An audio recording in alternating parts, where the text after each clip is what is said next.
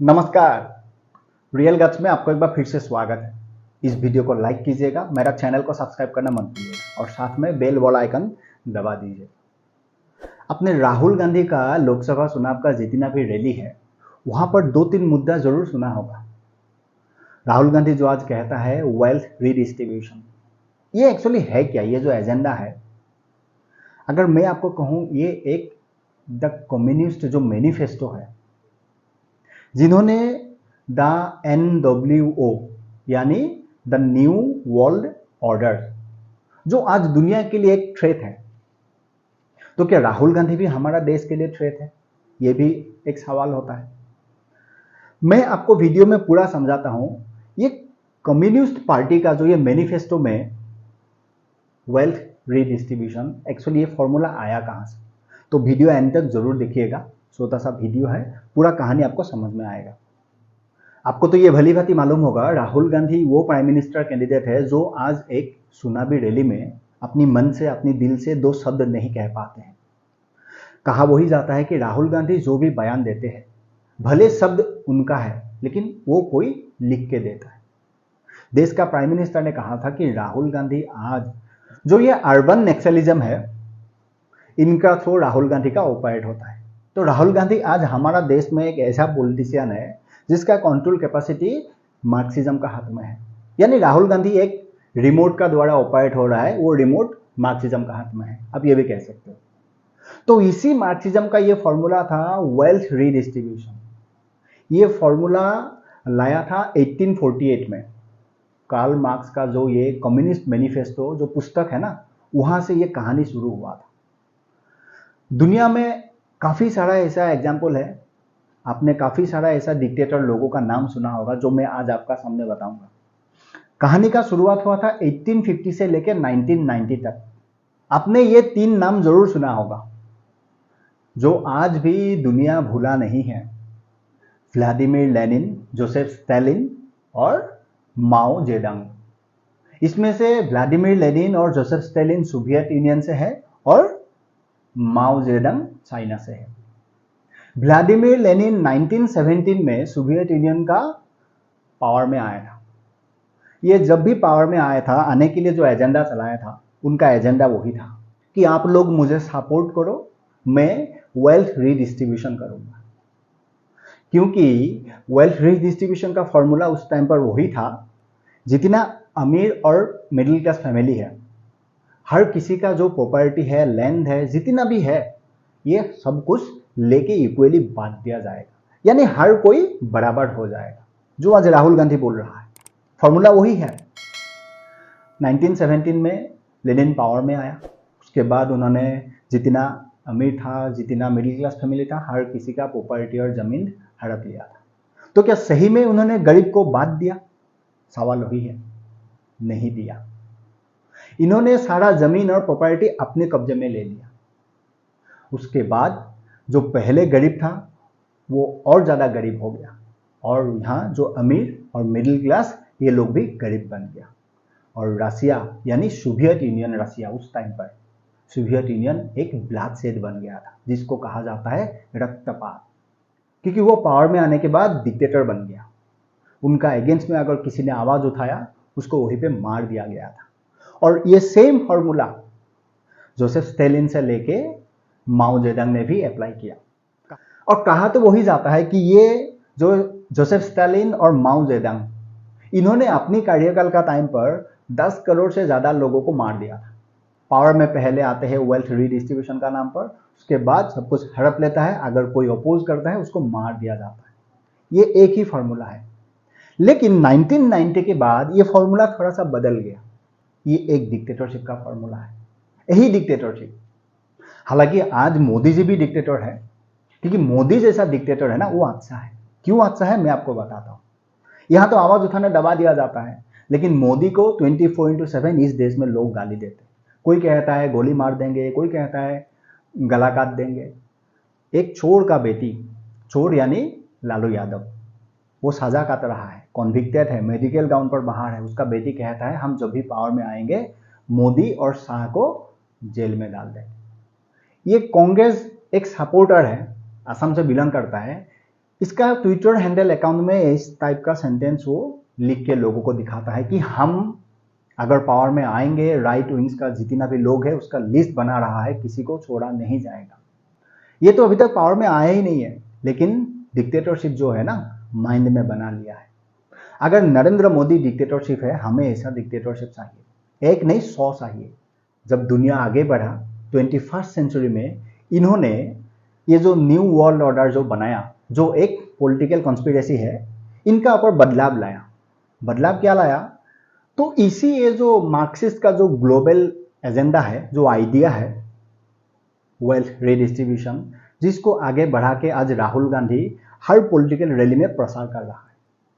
मान लो राहुल गांधी अगर prime minister बन जाए, अनफॉर्चुनेटली ये तो क्लियर पिक्चर है कि अगर ये कोई इस टाइप का व्यक्ति आगे पावर में आ जाए, आज का दिन में क्या होगा, क्योंकि थोड़ा सा बदलाव आ गया ना 21st सेंचुरी में, इसका पॉलिसी थोड़ा बदल गया है। या तो आपका लैंड जितना है वो हड़प लिया जाएगा, आपका घर भी ले लिया जाएगा, आपका इन्वेस्टमेंट ले लिया जाएगा, जिसका परिणाम जो आपका स्टॉक मार्केट है वो क्रैश हो जाएगा। आपको खाने के लिए, रहने के लिए घर सरकार ही देगा। चाइना में दिया जा रहा है, बड़ा सा फ्लैट बना के वहां पर छोटा छोटा घर बना के दे देता है, लेकिन 24/7 सरकार आपको निगरानी करेगा। आपको मालूम है चाइना में अगर आप कभी जाते हो ना, वहाँ ये यूट्यूब, फेसबुक, इंस्टाग्राम ये आप नहीं खोल सकते हो। इनफैक्ट गूगल भी वहाँ नहीं खोलते हैं। अगर आपको वहाँ ये सारा वेबसाइट वहाँ पर यूज करना है, चाइना का जो VPN है ना उसका थ्रो करना पड़ेगा। दैट मीन्स चाइना का गवर्नमेंट आपका ऊपर निगरानी करेगा, आप कौन सा वेबसाइट खोल रही हो, कहाँ जा रही हो, क्या लिख रही हो, क्या देख रही हो। ये है पॉलिसी जो आज चाइना में अप्लाई हो रहा है। चाइना भी कम्युनिस्ट पार्टी का अंदर ही आता है। इसी चाइना का एजेंडा हमारा देश का कम्युनिस्ट पार्टी का अंदर है। हमारा देश का कम्युनिस्ट पार्टी का जो लिखा हुआ होता है राहुल गांधी को दिया जाता है, और राहुल गांधी वो एजेंडा आपका सामने रखते हैं। ये पूरा जो कहानी है ना, ये एक ही कहानी है। इसमें कोई किसी को इक्वली डिवाइड नहीं करेगा। इतिहास गवाह है। मैंने कहा ना, व्लादिमीर लेनिन से लेके आप स्टालिन तक देखो, हर किसी ने यही शब्द, यही एजेंडा चला के पावर में आया, उसके बाद रक्तपात किया, जब भी ये लोग पावर में आया, डिक्टेटर बन गया। कहने के लिए सरकार जरूर होगा, लेकिन आपका जो स्वतंत्रता है ना, ये कुछ नहीं रहेगा। आप कुछ कर ही नहीं पाओगे बिना गवर्नमेंट का परमिशन। इसी को कहते हैं कम्युनिस्ट, इसी को कहते हैं वेल्थ रिडिस्ट्रीब्यूशन। इसका बारे में एक्सप्लेन कोई नहीं करेगा, क्योंकि हर किसी को मालूम है अगर राहुल गांधी इसका बारे में एक्सप्लेन करे, अगला जो भी मिलना था उसको वो भी नहीं मिलेगा। अगर आपको इससे ज्यादा जानकारी चाहिए, मैं आपको 3 पुस्तक का बारे में बताता हूं। आप चाहो तो ये पुस्तक पढ़ सकते हो। आज दुनिया में एक WEF, जिसको कहा जाता है वर्ल्ड इकोनॉमी फोरम, तो जर्मनी का एक व्यक्ति है जिसका नाम है क्लाउस मार्टिन श्वेब, जो एक मैकेनिकल इंजीनियर के साथ साथ इकोनॉमिस्ट भी है, और वो खुद ये जो वर्ल्ड इकोनॉमी फोरम है इसका फाउंडर है। इन्होंने एक पुस्तक लिखा है जिसका नाम है the great reset, the UN 2030 agenda, या फिर what is happening in China. ये 3 पुस्तक में से आप कोई भी एक उठा के पढ़ोगे तो आपको पूरा कहानी, इसका असलियत समझ में आएगा। इसीलिए आज अगर आप चाहो, आज के बाद आप राहुल गांधी का जरूर ऑब्जर्व करना कि वो रैली में 2 ही सेंटेंस रिपीट करता है, आज का दिन में वेल्थ रिडिस्ट्रीब्यूशन और कास्ट सेंसस। और मजेदार बात यह है कि यही राहुल गांधी 2006 में वर्ल्ड इकोनॉमी फोरम का एक यंग अचीवर पॉलिटिशियन भी था। ये लोग सारा जुड़ा हुआ है जी, ये आज का एजेंडा नहीं है। 2008 में आपने देखा होगा राहुल गांधी चाइना के साथ MOU साइन करता है, वही कम्युनिस्ट पार्टी का चाइना क्यों करता है? ये सारा कुछ पहले से चल रहा है। आज हमारा देश का पॉलिटिक्स को लेके दुनिया का हर वो विदेशी जो ताकत है, ये क्यों एक्टिव हो रहा है?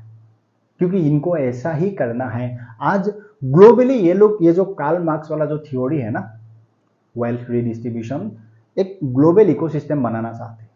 भारत में चुनाव आ रहा है तो कम्युनिस्ट पार्टी का थ्रू, राहुल गांधी का थ्रू इसका प्रसार किया जा रहा है। देखो, वेल्थ रिडिस्ट्रीब्यूशन का इतिहास से लेके फॉर्मूला क्या है जो मैंने आपको समझाया। इसमें कास्ट सेंसस जो है, ये यहाँ पर एडवांटेज होता है। क्यों होता है? राहुल गांधी को ये भली भांति मालूम है इस देश में जो मुस्लिम धर्म का लोग है उसमें से 99% लोग कांग्रेस को वोट करते हैं। ये राहुल गांधी को मालूम है।